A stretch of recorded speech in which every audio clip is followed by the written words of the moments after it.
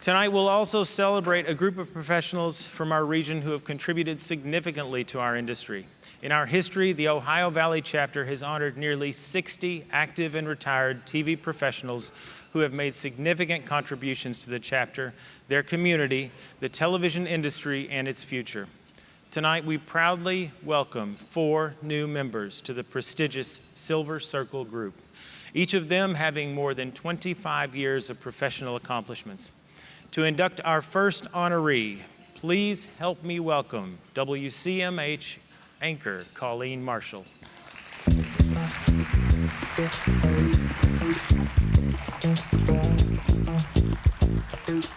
Good evening, everyone. It is my honor to take a few minutes to tell you about Mike Bowersock. Mike was a longtime member of our NBC4 family who died suddenly and unexpectedly from a brain aneurysm earlier this year at the age of 56. First and foremost, Mike was a loving and devoted family man. His greatest joy, his deepest pride, was his wife Lisa and their 4 children, Clint, Tommy, James, and his Grace.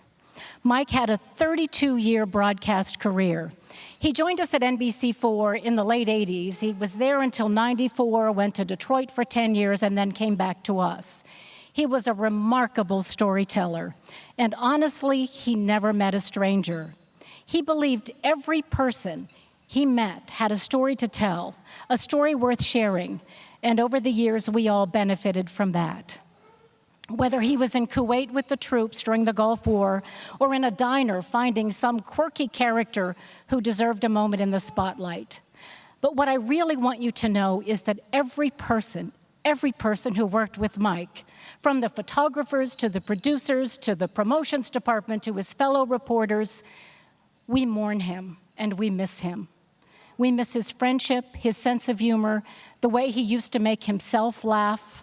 So finally, if you will indulge me for just a minute, I want to read to you an intro to a story that Mike wrote on New Year's Eve, this past New Year's Eve, shortly after my former co-anchor Cabot Ray retired and before Mike Jackson joined me at the anchor desk.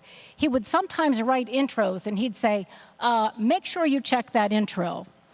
This is the intro he wrote for Ellie Merritt on New Year's Eve.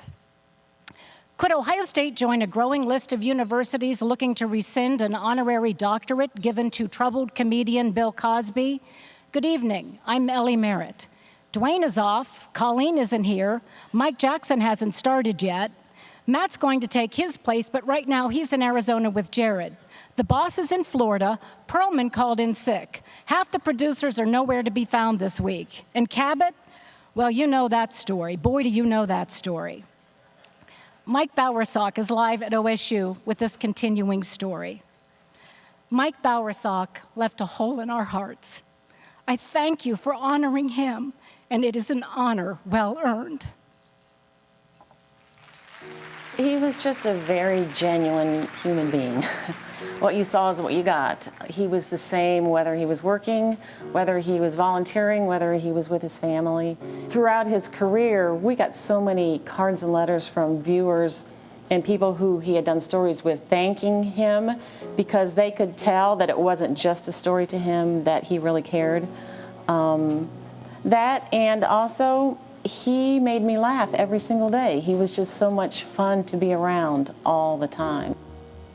There were a number of stories he did with families who were suffering sort of some sort of a loss in their family or an ill child or something that really got to his heart. And he was also extremely passionate about the stories that he got to do from Afghanistan when he was embedded with the National Guard. That meant a lot to him to spend that time and to tell their stories. He carried their stories and their sacrifice in his heart. He really did. Serving others was very much a part of his personality too. It was something that came very naturally to him, and he didn't do it for him. He did it because it was the right thing to do, and he really instilled that in our children. I thought that it would be appropriate in accepting this to hear words from him. This is something that he wrote and posted on Facebook shortly after he left Channel 4, and he had just started a new job as a public information officer with the National Guard. Thank you for letting me into your homes, whether in person on what I'm sure was often a very difficult day for you, or on a TV screen late in the evening. For most of my time in TV, I felt like I was winning the lottery every day. Granted, some days I wasn't hitting all the numbers, but overall, I was very grateful. What a great way that was to make a living.